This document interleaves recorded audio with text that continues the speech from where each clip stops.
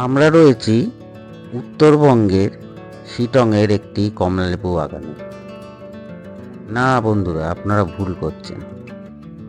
এটা কোনো উত্তরবঙ্গের শিটংয়ের কমলালেবু বাগান না, এটা দক্ষিণবঙ্গের একটি সমতলে তৈরি হওয়া কমলালেবু বাগান, যেটি কিনা উত্তর 24 পরগনার অশোকনগরে তৈরি করেছেন সুধীর বাবু।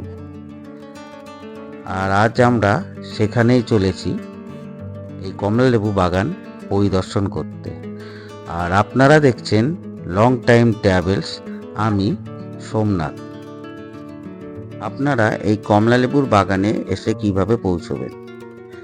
আপনারা যেদিক থেকে আসুন না কেন, আপনাদেরকে প্রথমে অশোকনগর স্টেশনে পৌঁছতে হবে। অশোকনগর স্টেশনে পৌঁছে 1 নম্বর প্ল্যাটফর্ম থেকে বাইরে বেরিয়ে আপনাদেরকে সেনডাঙ্গার টোটো ধরতে হবে। মাথা পিছু 20 টাকা করে নেয়। আর এই টোটো চড়েই পৌঁছে যান সুধীর বাবুর কমলালেবুর নার্সারিতে। আর যারা গাড়ি নিয়ে আসবেন তারা গুগল ম্যাপটি অন করে সুধীর বাবুর নার্সারি লিখে পৌঁছে যান আপনাদের গন্তব্যে। বাগানে ঢোকবার প্রবেশ মূল্য 10 টাকা করে।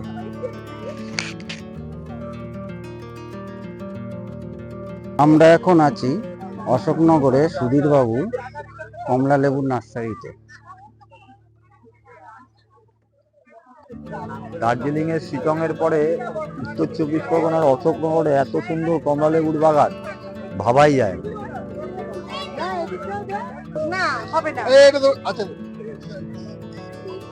এই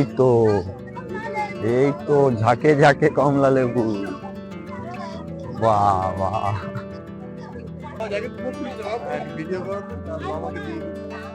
আর আসলে পাওয়া যাবে না, এরপরে সপ্তাহে সব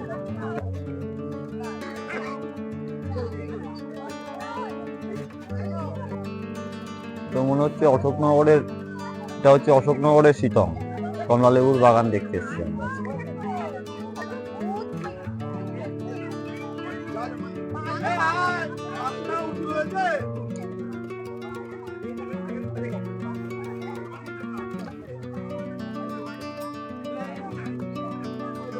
আর কতদিন থাকবে? 2 তারিখে পারবে?